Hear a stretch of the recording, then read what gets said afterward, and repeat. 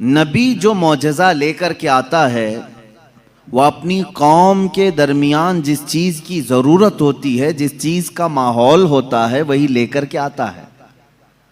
अब मिसाल के तौर पर मूसा अलैहिस्सलातु तस्लीम का ज़माना जादूगरी का ज़माना था। बड़े बड़े जादूगर अपने अपने करतब दिखाते थे,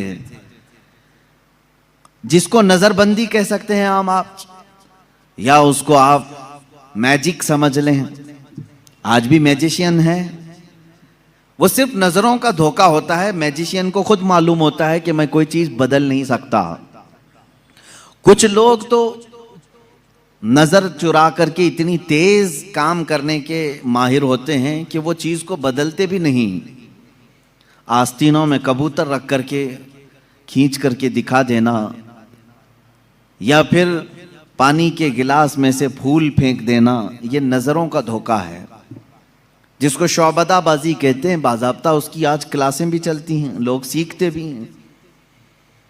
ज़माने मूसा अलैहिस्सलातु तस्लीम में जो करतब दिखाए जा रहे थे वो तो जादू का कमाल था।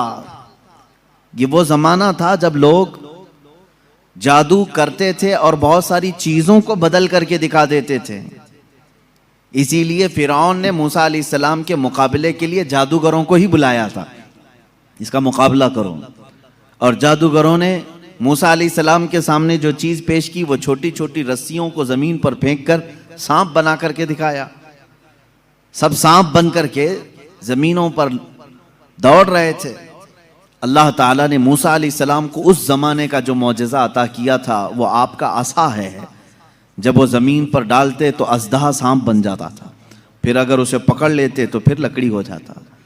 मूसा अलैहिस्सलातु तस्लीम ने जादूगरों के मुकाबिल में अपने आसा को ज़मीन पर फेंका। वो बड़ा सांप और अज़दहा बन करके सारे जादूगरों के सांपों को एक ही सांस में निगल गया। अब उस सांप की हैबत ऐसी थी कि वहाँ जो मौजूद थे जादूगर, उन्होंने कहा आमन्ना बिरब्बी मूसा व हारून, हम सब मूसा और हारून के रब पर ईमान ले आए। दूसरा जादू तो अब उन्हें दिखाना भी नहीं था, सीधे वो ईमान की बात कर गए।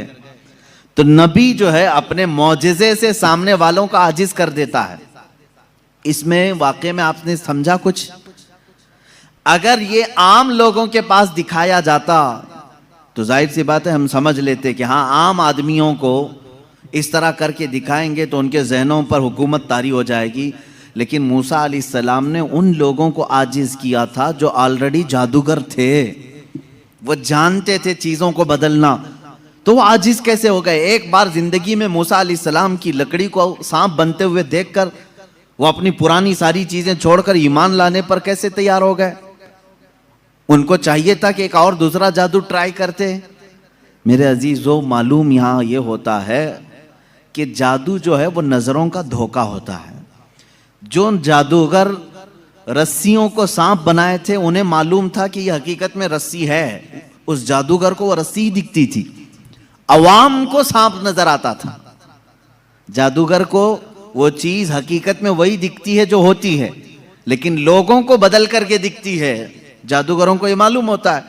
लेकिन मूसा अलैहिस्सलाम ने जो लकड़ी जमीन पर डाली थी वो जादूगरों की नजर में भी लकड़ी नहीं दिख रही थी, वो हकीकत में सांप बनी हुई थी। ये मौजिज़े और जादू में फर्क है। जादू जो है नजरों का धोखा हो सकता है और मौजिज़ा हकीकत को तब्दील कर देता है, हकीकत को बदल दिया जाता है। ईसा अलैहिस्सलाम को अल्लाह रब्बुल इज्जत ने जो मौजिज़ा अता फरमाया, मुर्दों को जिंदा करना। आप मिट्टी के परिंद बनाते थे, परिंदे उसमें फूंक मारते थे तो वो उड़ने लग जाते थे। मादरजाद अंधे, पैदाइशी जो अंधे या कोढ़ की बीमारी या सफ़ेद दाग वाले हों, उनके जिस्म पर आप हाथ रख देते वो शिफायाब हो जाते हैं, वो सही हो जाते थे। और ये बात इधर उधर की किताबों से नहीं, अल्लाह की किताब से है। अल्लाह रब्बुल इज़्ज़त ने कुरान पाक में खुद इरशाद फरमाया, ईसा अलैहिस्सलाम का कौल है, व उबरिउल अकमह वल अबरस व उहयिल मौता बिइज़्निल्लाह, मैं अंधों को सही कर देता हूँ, कोढ़ियों को सही कर देता हूँ और मुर्दों को जिंदा कर देता हूँ अल्लाह के हुक्म से। ईसा अलैहिस्सलाम, अगर ईसा अलैहिस्सलाम से ये सारे काम सादिर हों तो यहाँ कोई शिर्क का फतवा नहीं लगा था कि गैरुल्लाह से ऐसे काम नहीं हो सकते, नबी भी तो गैरुल्लाह हैं। यही बात अगर हम सुल्तान बगदाद के बारे में कहें तो ये कहते हैं ये कहानियां हैं इनकी। मेरे अजीजों, क्या रसूल पाक सल्लल्लाहु अलैहि वसल्लम ने नहीं फरमाया मेरी उम्मत के औलिया बनी इसराइल के अंबिया की तरह हैं? बनी इसराइल के अंबिया जिस तरह से मौजज़ात दिखाते थे, उम्मत मुस्तफ़ा के औलिया अपनी करामात दिखाते हैं। करामत हक है। ईसा अलैहिस्सलातु तस्लीम का ये मौजज़ा था। दीगर अंबिया इकराम अलैहिमुस्सलाम को बहुत सारे मौजज़े दिए, जैसे हज़रत दाऊद अलैहिस्सलाम, उनके हाथ में लोहा आता तो नरम हो जाता था। वो लोहे को अपने हाथ से जैसी शक्ल चाहते थे बना देते थे। लोहे का लिबास बनाते, लोहे की टोपियां बनाते, लोहे की चीज़ें बनाते, लेकिन लोहे को उन्हें आग में तपाने की ज़रूरत नहीं पेश आती। तो अपने हाथ में जैसे हम आटे को बना सकते हैं, इस तरह से वो लोहे को बना सकते थे। ये अल्लाह के नबी दाऊद अलैहिस्सलाम का मौजज़ा था। हज़रत सुलेमान अलैहिस्सलाम का मौजज़ा ये कि आपको सारे परिंदों की बोलियां सिखाई गई थी, जिन्नात की और सारे तकरीबन मखलूक़ात की बोलियां आपको सिखा दी गई थी। और दूसरी चीज़ आपको मौजज़े में ये दिया गया कि सुलेमान अलैहिस्सलाम जिस तरफ चाहते हवा उस तरफ चलती। फसख्खरना लहुर रीह, अल्लाह फरमा रहा है हमने हवा को उनके लिए ताबे बना दिया था, उनके मुसख्खर कर दिया था। फिर इतना ही नहीं, आज से तकरीबन 4000 साल पहले सुलेमान अलैहिस्सलाम ने अपने तख्त को हवा में उड़ाया है। ये एरोप्लेन का ज़माना नहीं था, वो टेक्नोलॉजी का दौर नहीं था, लेकिन सुलेमान अलैहिस्सलाम के हुक्म से तख्त हवा में उड़ता और जिस तरफ आप चाहते उसी तरफ आपको वो सफ़र भी कराता। यह आपका मौजज़ा था। जिन्नात पर आपको हुकूमत दी गई थी। हज़रत दाऊद अलैहिस्सलाम, हज़रत सुलेमान अलैहिस्सलाम, हज़रत मूसा अलैहिस्सलाम, हज़रत ईसा अलैहिस्सलाम, इनके ये मुख्तसर मौजज़ात मैंने आपके सामने रखे। तकरीबन और अंबिया इकराम अलैहिमुस्सलाम को मौजज़े दिए गए। हज़रत सालेह अलैहिस्सलाम को एक मौजज़ा ऊँटनी की शक्ल में दिया गया था, इसलिए कि उस ज़माने के लोग जिस चीज़ के कायल नहीं थे उसी चीज़ को मौजज़ा बना करके भेजा गया है। यानी ईसा अलैहिस्सलाम के ज़माने में लोग ये कहते थे मरने के बाद दोबारा ज़िंदा नहीं हो सकते। ईसा अलैहिस्सलाम को वही मौजज़ा देकर भेजा अल्लाह ने, मुर्दों को ज़िंदा तुम करके दिखाओ। जब नबी करके दिखा सकते हैं तो अल्लाह दोबारा कैसे नहीं ज़िंदा करेगा। सालेह अलैहिस्सलाम के ज़माने में लोग इस बात के इनकारी थे कि बग़ैर बाप के कोई बेटा हो नहीं सकता, बग़ैर बाप के कोई बेटा पैदा नहीं हो सकता। आदम अलैहिस्सलाम कैसे आ गए दुनिया में, ऐसा कैसे हो सकता है। सालेह अलैहिस्सलाम को अल्लाह ताला ने हुक्म फरमाया तुम अपनी कौम को ले जाओ एक पहाड़ के पत्थर पर, पत्थर से कहो कि इसमें से ऊंट पैदा करके दें।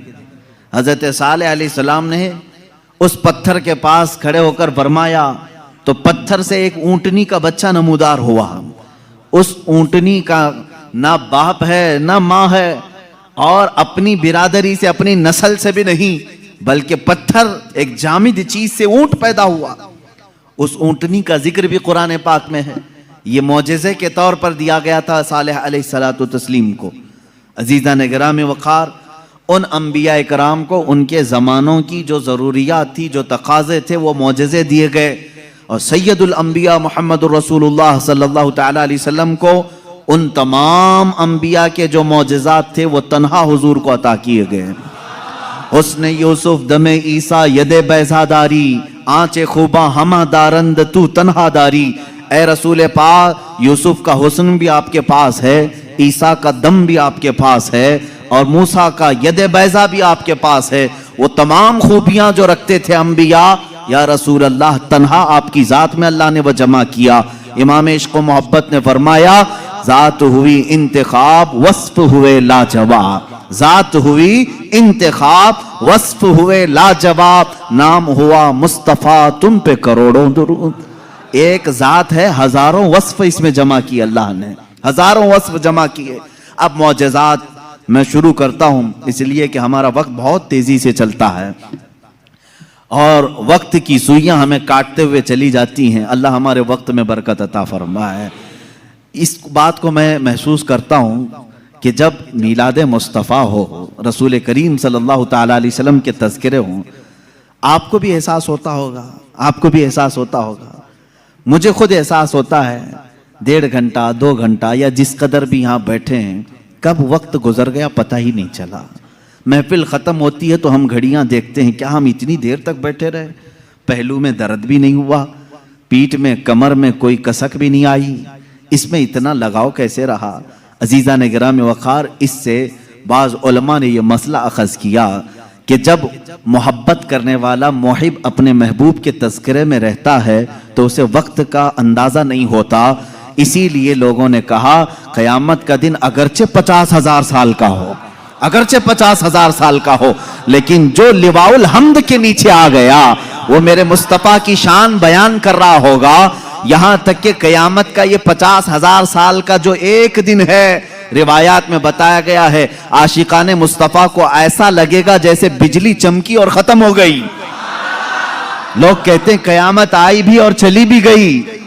वो लंबा दिन उनके लिए भारी होगा जो गुस्ताखी रसूल में अपने पेट मरोड़ते रहते हैं, उनके लिए भारी होगा जिनके सीने रसूलुल्लाह की मोहब्बत से मुनव्वर नहीं है। अजीज़ा ने गिराम वक़ार, यही बात तो कब्र में भी है, यही बात। बाज लोगों को दफन किया जाता है, तज़किरा सुने और जी लगा करके सुने। मेरे आका की महफिल में बैठे तो सुस्ती और काहिली नहीं, बल्कि इसके आदाब हैं। आप वजू से बैठें, हमतन गोश होकर बैठें। हल्की सी भी सुस्ती आए तो अपने आप को कोसें कि नहीं, मैं मुस्तफ़ा करीम की मीलाद में बैठा हूँ, मेरे आका के तज़किरे में बैठा हूँ। बाज लोगों को दफन किया जाता है। कब्र की जिंदगी मालूम है कितनी सख्त होती है? कहा गया वहां का 1 मिनट 1 साल के बराबर हो सकता है। मुर्दे पर वक्त ही नहीं गुजरता, वक्त ही नहीं जाता, वो रोज इंतजार करता है, रोज इंतजार करता है।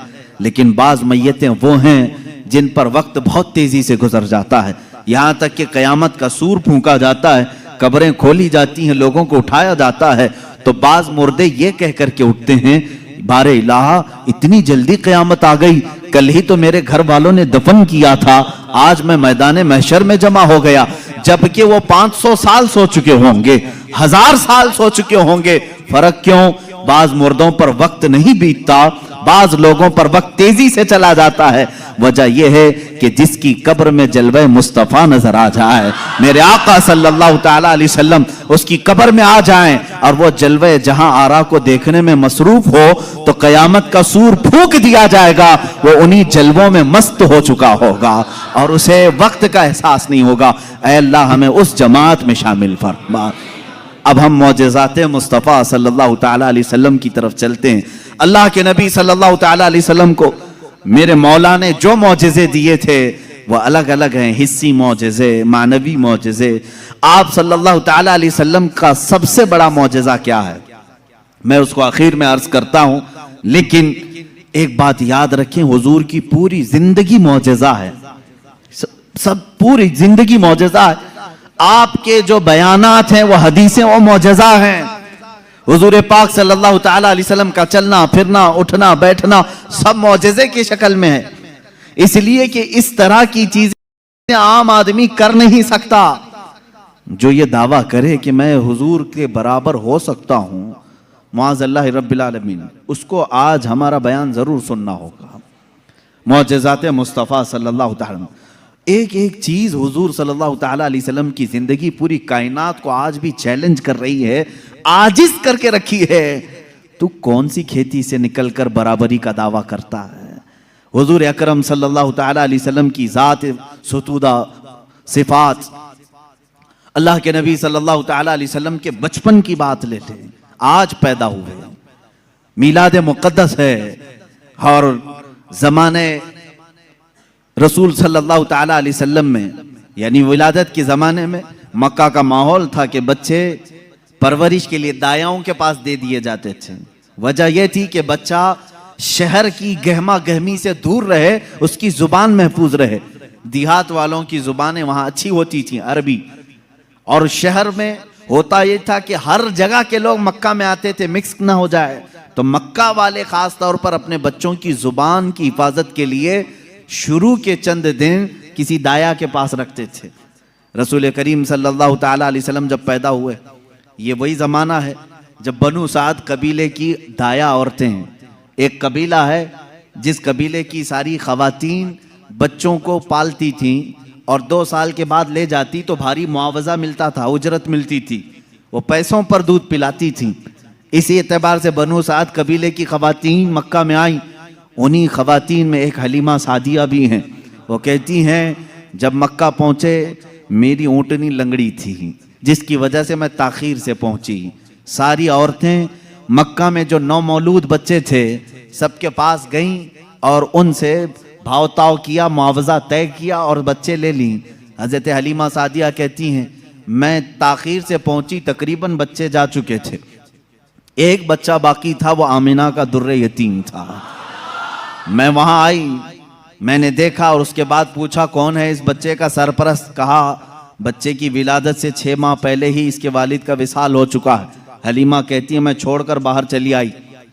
मैं निकल आई कि बाप है नहीं बच्चे का, मैं अगर दूध पिला भी दूं 2 साल के बाद मुझे उजरत देगा कौन, कौन मुआवजा देगा। वो कहती हैं फिर पूरा मक्का छान मारी, लेकिन अब कोई बच्चा नहीं मिला। शाम हो गई थी, शोहर साथ में था। हलीमा सादिया से शोहर ने कहा ऐ हलीमा, खाली हाथ जाने से बेहतर है कि वो यतीम को साथ ले जाएं, यतीम दुर्रे यतीम है, साथ ले जाएं।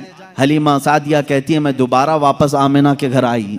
आमिना रज़ी अल्लाह ताला अन्हा कहती हैं ए हलीमा, सुबह तुम बच्चे को देख कर गई थी, फिर वापस आई। कहा हाँ, हम खाली हाथ जाने से बेहतर समझती हैं कि इस दुर्रे यतीम को ले जाएं।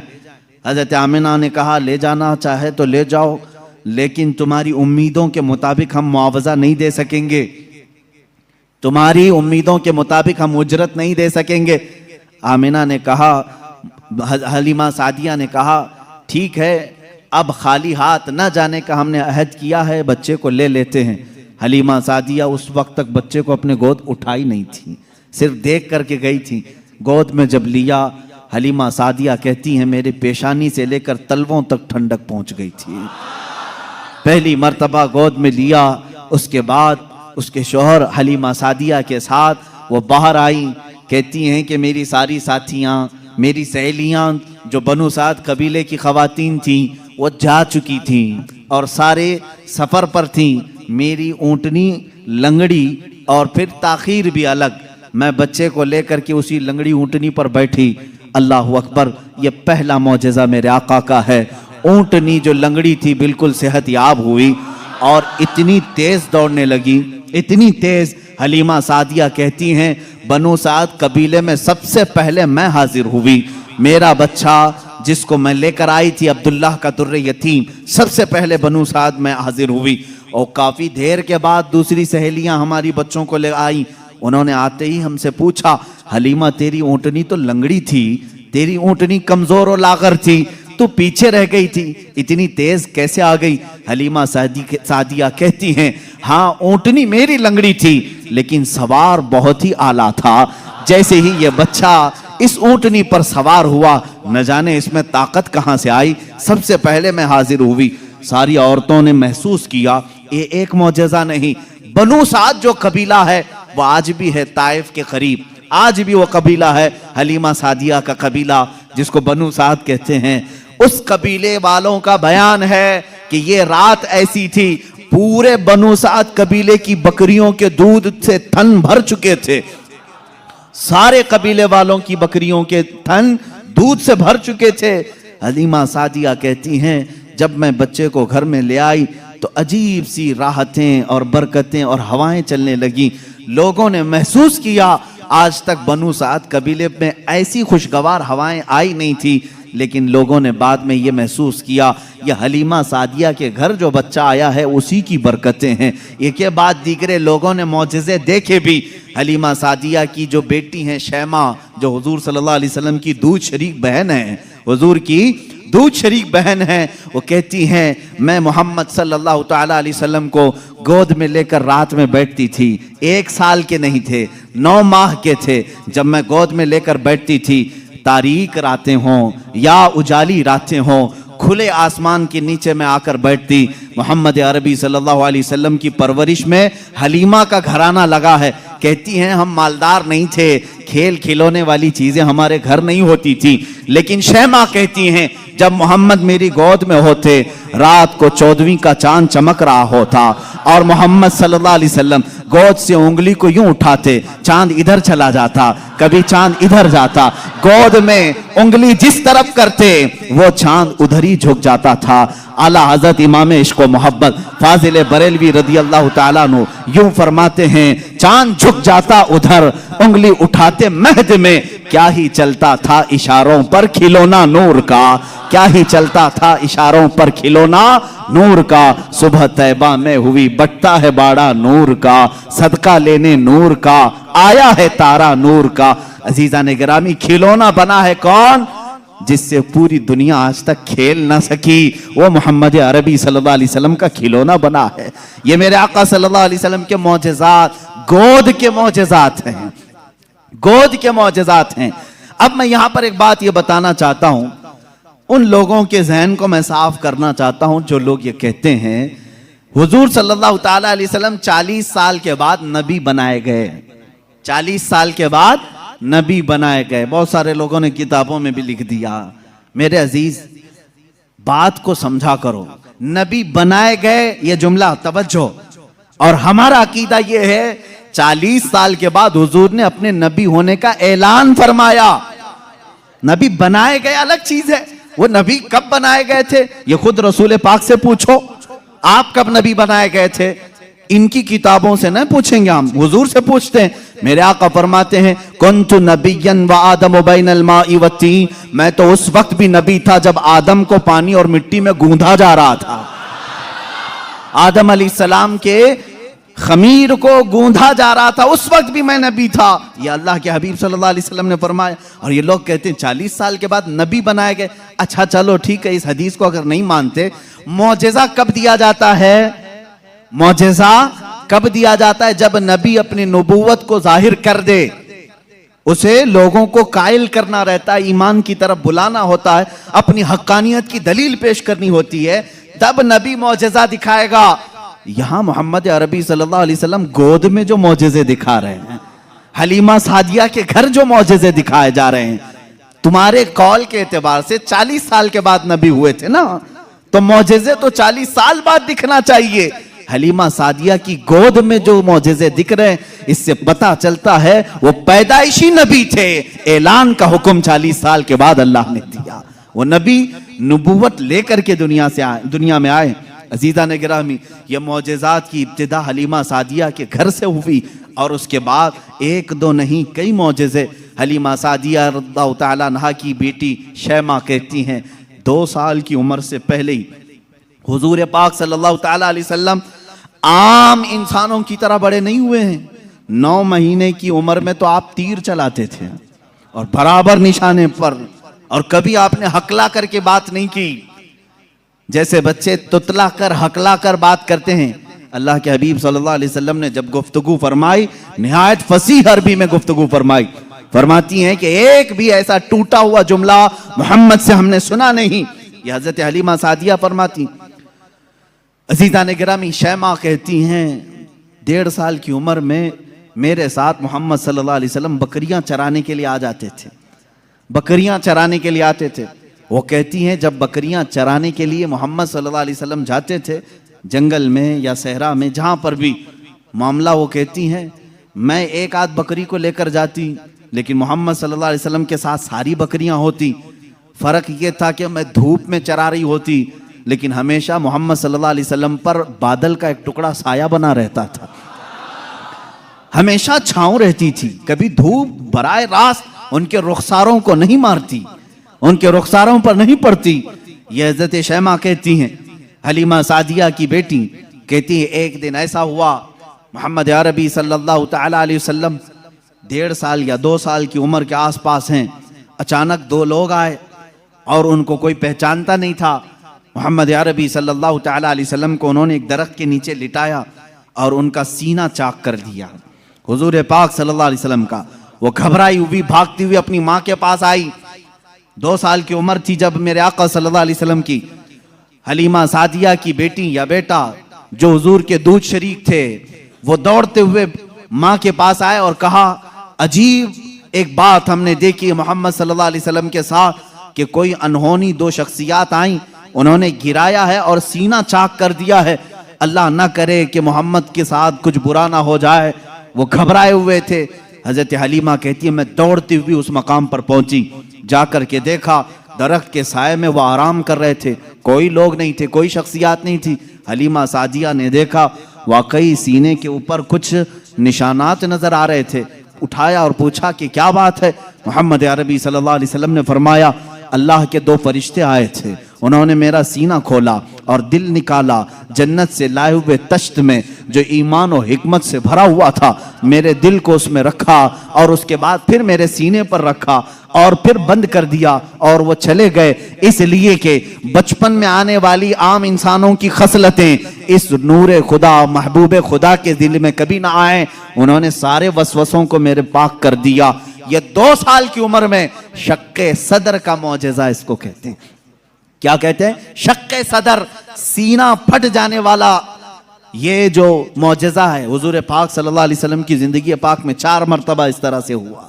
सीना शक हुआ, फरिश्तों ने आपका दिल मुबारक निकाला, जन्नती पानी से और जन्नत की नूर और हिकमत से भर दिया।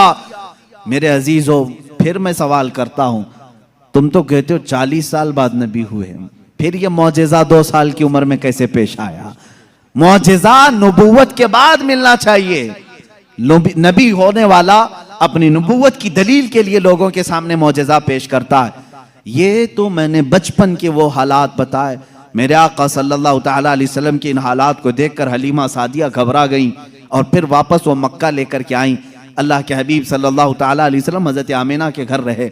यहाँ के जो आपकी जिंदगी पाक के अय्याम हैं वो फिर अगले किसी मौजू पर मैं अर्ज करूंगा। आज मौजज़ात मुस्तफ़ा हमारा मौजू सुखन है।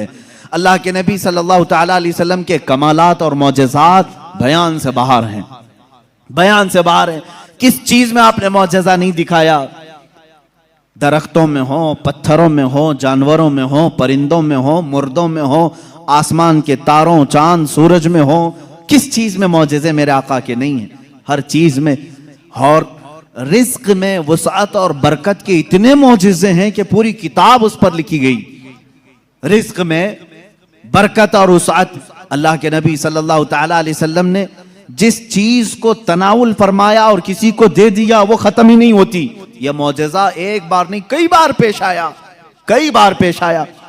हजरत उमर फारूक रज़ियल्लाहु ताला अन्हु फरमाते हैं, एक बार 440 लोग आए, 440 लोग हुजूर सल्लल्लाहु ताला अलैहि वसल्लम के पास आकर के उन्होंने कहा, हमारी मेहमान नवाजी करें। रसूल करीम सल्लल्लाहु ताला अलैहि वसल्लम ने फरमाया, उमर इनको खिलाओ। हजरत उमर ने कहा, आका मेरे पास एक ही आदमी का खाना है, एक आदमी, ये 440 हैं। रसूल करीम सल्लल्लाहु ताला अलैहि वसल्लम ने एक खजूर उन्हें दी और फरमाया, जाओ जितना खाना है उसी में से खिलाओ। हजरत उमर कहते हैं, मैं ले गया, 440 लोग खाते रहे, मेरा खाना खत्म ही नहीं हुआ। वो खाकर चले भी गए, मेरा घर पूरा खा लिया, फिर भी खाना बाकी रहा। ये रिस्क में बरकत और वुसअत के एक नहीं बेशुमार मौजज़े हैं मेरे आका के। सुलह हुदैबिया के मौके पर मक्का मुकर्रमा जा रहे थे उम्रा की नीयत से। हुजूर अकरम सल्लल्लाहु ताला अलैहि वसल्लम मक्का वालों ने बीच रास्ते में रोक लिया था और उसके बाद एक वक्त ऐसा आया कि लोगों के पास पानी खत्म हो गया, पानी नहीं था और एक कुआं करीब में था, वो भी सूख चुका था।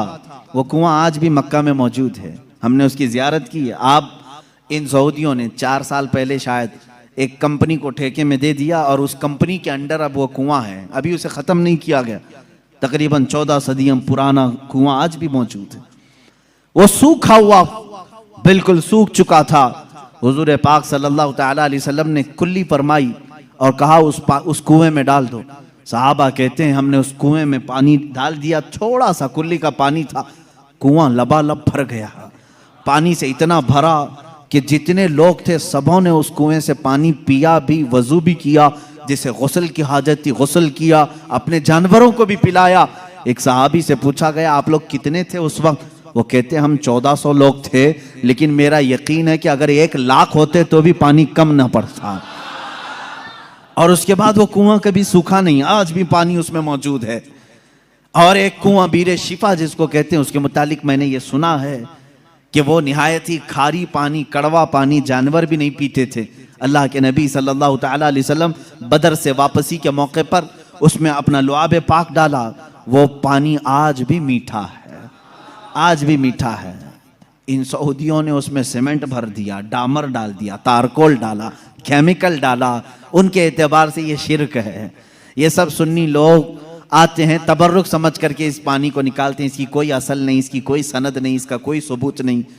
और इस गुस्से में उन्होंने कुएं में हर चीज डाली, लेकिन पानी भी बड़ा जिद्दी है, हर चीज को निकल करके फिर बाहर आता है, सारी चीजें खत्म होती हैं। अभी अभी 6 महीने पहले के सफर में भी पानी पी करके आए, उन्होंने वहां पहरेदार लगाए।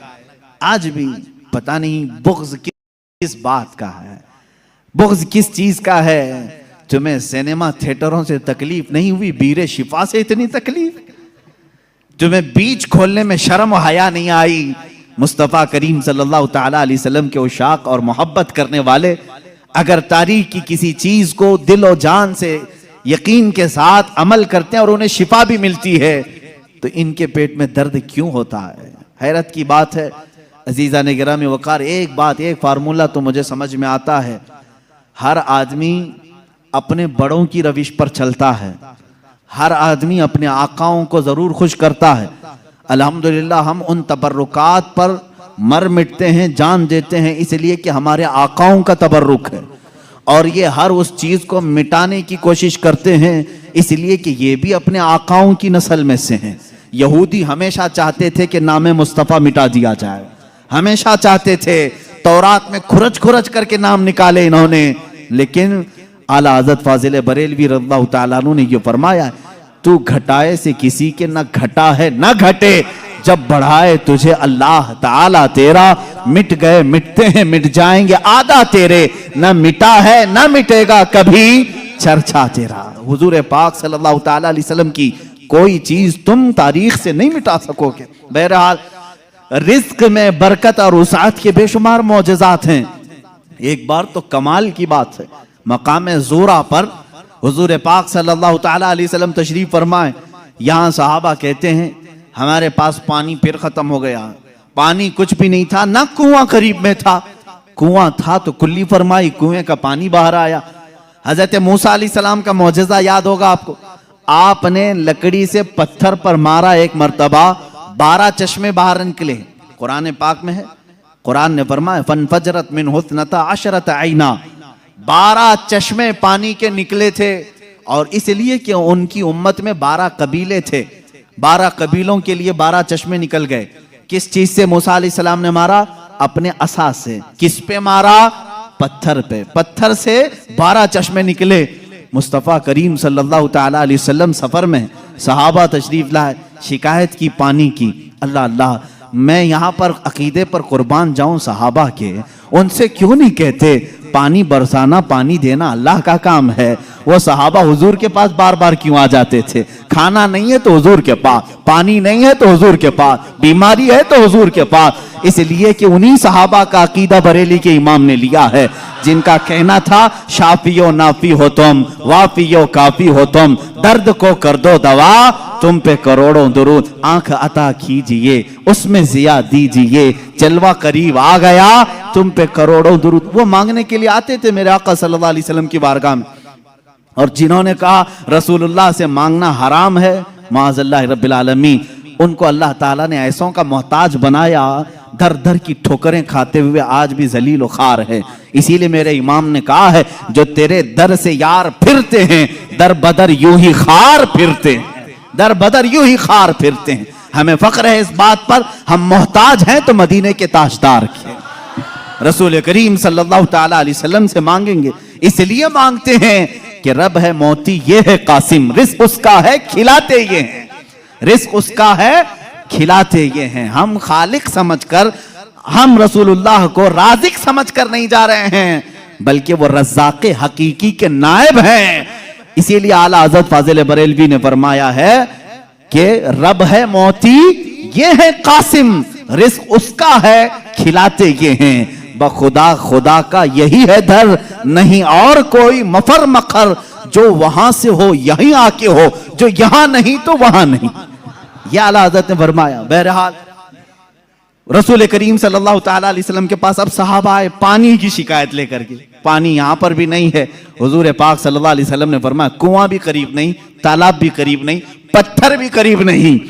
एक सहाबी से कहा कि बर्तन कुछ है तुम्हारे पास? कहा एक बर्तन में इतना पानी है कि या तो पी सकता हूं या तो वजू कर सकता हूं। हुजूर पाक सल्लल्लाहु अलैहि वसल्लम ने फरमाया वही ले आओ।